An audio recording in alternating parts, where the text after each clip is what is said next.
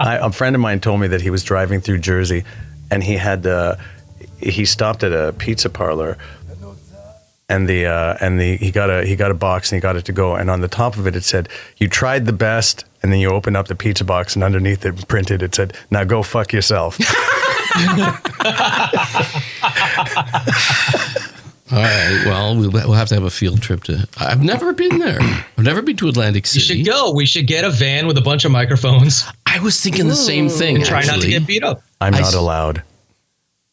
That's, You're not, that's for the next episode. There's 2 countries on this planet I am not allowed to go into. What? No, this episode desperately needs to get interesting again. What happened in the States with you? Wait, can't you mention America? You get banned from the States. We're talking about a 35-year story here, right? Well, okay, so I can preface it like this. There's a lot. You wouldn't hear this, and you wouldn't hear this in the south of the border, but there's this Homeland Security, ICE, whoever they Customs and Border Patrol guys story that comes up a lot here, that they're asking people who come across into the States from Canada, because we have legalized pot here. Yeah. Have you ever smoked pot? That's the question. That's such okay. And if somebody says, "Oh, well, 25 years ago, they'll still say, they'll bar you for life." Wow. Get out of here. If you this say, is true? If you say, "Oh, yeah, well, I only started in the last year because it became legal," they'll bar you for life. Whoa. Yeah, and no, I mean, it doesn't seem to have a purpose, but and it's called being a habitual user. They'll even ask you, do you have any investments in the cannabis industry? So if you don't use it and you're invested in it, they can bar you for life. So, it's weird. I was barred for life a long time ago. Now. Right. It's legal in the States and not federally, and I don't know what kind of insanity has hit them that they have to do this, but the immigration lawyers are doing very well now, because now you need to apply for a pardon. An E-2 waiver. There you go. And you only get a maximum of 5 years. So you need to reapply for your pardon every 5 years. At $1,000 a pop.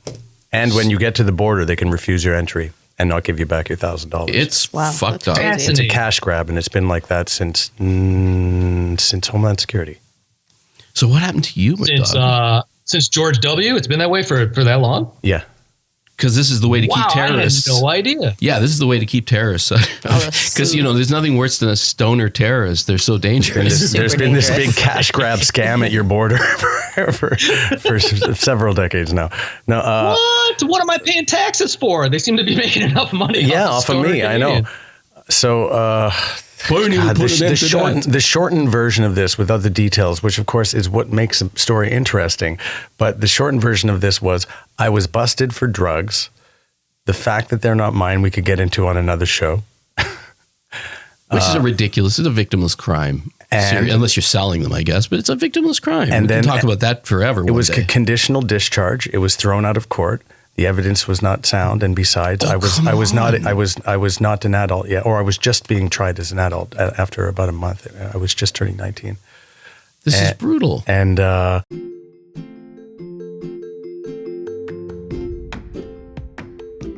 so, just in case you didn't know yet, you are listening to Latindian Style, the podcast, and I'm your host, Anand Bhatt, tu Latindio. So keep listening. We're gonna have some fun.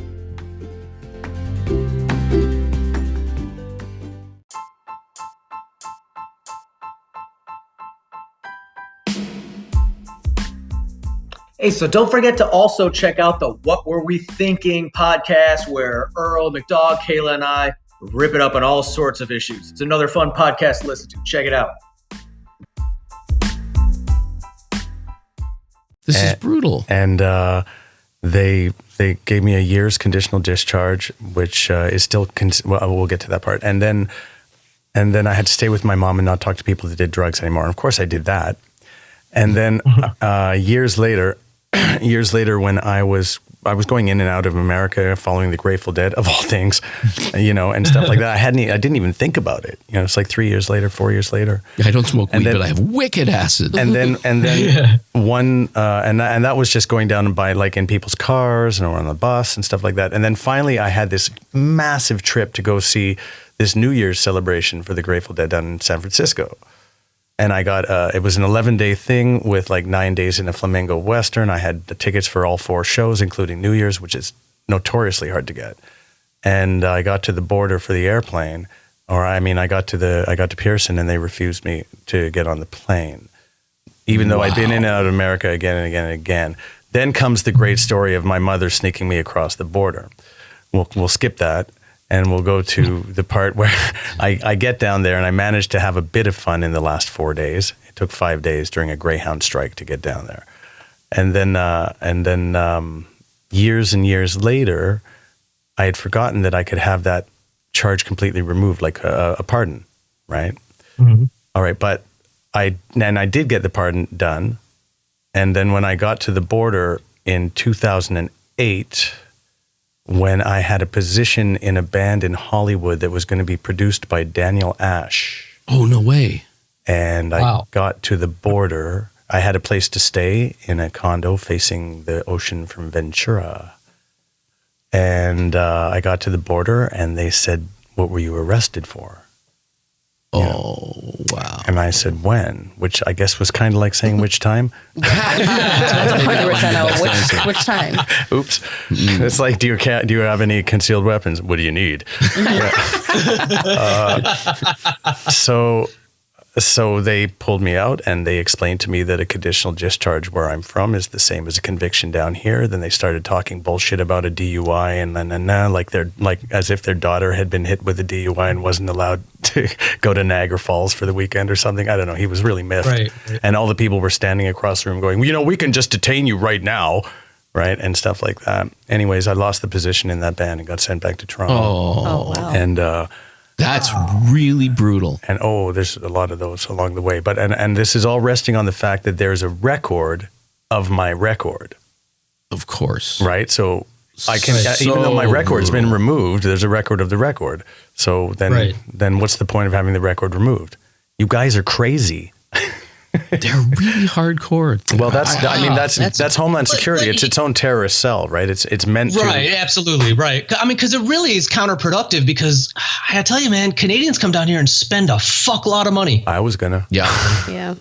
I was going to make a lot of money and spend they're it. like, suddenly they're in a third world country. They're like, everything's $1. This is amazing. And they fucking buy a bunch of shit and go home. God, there was once one of Johnny's things in Vegas. All the dudes that came down from Canada with them filled up suitcases full of underwear and socks. That was the most for sure, because they'd ever seen. Like $2 underwear. They have, you guys have Ross Dress for Less, which we don't have, which is wonderful. And outlet malls, right? And outlet malls in the States are super cheap, crazy cheap.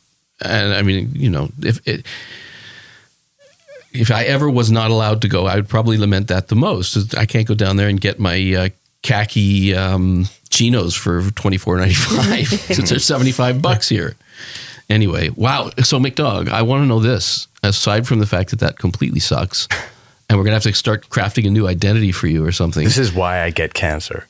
Oh. Okay, well, yeah, we can get. That's why. You see, I knew if we started on something that was kind of unpleasant, we would divert. Divert. It's always got to come to cancer. I want to know how you got connected to Danny Ash, who, if people don't know, me, right, like the millennial, was he guitarist or bass player for Bauhaus? And guitar. Then he was guitar, and then he started Lovin' Rockets, right? Mm-hmm. So if you're at all a 90s person, you should know Love and Rockets. If you can't find footage of them, and it's very hard to find footage of Bauhaus together, but there's a really great way to do it, which is try to find a 1983 Tony Scott film starring David Bowie as a vampire called The Hunger. Oh, great movie and great soundtrack. The opening credits is all Bauhaus right up against the lens singing Bela Lugosi's Dead for like 5 minutes. You can see how incredibly moving they were. But this song, Bela Lugosi's Dead, gave them kind of a connection to vampirism. So when video games started to come around and you had like Blood Rain video game, then people started calling Daniel Ash, who's a guitar player who had moved to LA, and he and so he was, that's where he was living. Okay, so I'm living in Prague and I'm reading Craigslist, and there's this Greek guy from Greece who's living in Prague, and he's looking for members for his band. And so I joined his band, and we were putting together a lot of music. And then he had come from Greece, being in kind of a band that was, you know how Tom Waits exists and he always has the same band, but no one knows who they are? All right. It's like that. So he was a member of some guy's band in Greece like that. And so that guy was making just one more album, and he called him in Prague, please come back. And he did. But he had gotten a new singer for this album, and my guitarist fell in love with that new singer. So he left the band, and she was Greek American living in LA. So when they were done recording the album, he moved with her to California and apologized to me for destroying the band. 2 years later, he called me from LA and filled me in and said, listen, the guitar player's leaving our band. I want you to come down here. And then he told me that his girlfriend was in a room with her best friend listening to our new demo, and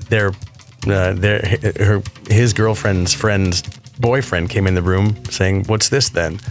He said, oh, this is my friend's new band. It's like, oh, it sounds really good. Next time you play the whiskey, I'll do the sound. And it was Daniel Ash. I can't believe it. See, right. So to an old guy like me, he's just... I know. I mean, one of the greats. He's really important, right? I mean, he's been saddled incorrectly with the entire goth movement. That wasn't his thing, because this is not goth music. This is post-punk, heavy new wave, right? It's art house punk, is what it is. There was no goth yet, because this song is from 78? Yeah, let me see. And then the vampire movie was 5 years later. Like, it's really disconnected. But I'm sure he didn't argue. Someone walks up and says, you're the James Brown of vampires. You don't say no. No, you dye your hair black. Yes, immediately. Right away, and get a biker jacket. All right. All right. Now, as usual, please do check out my artist profile on Spotify. Follow and let me know what you think. I look forward to hanging out with you again. Love you guys.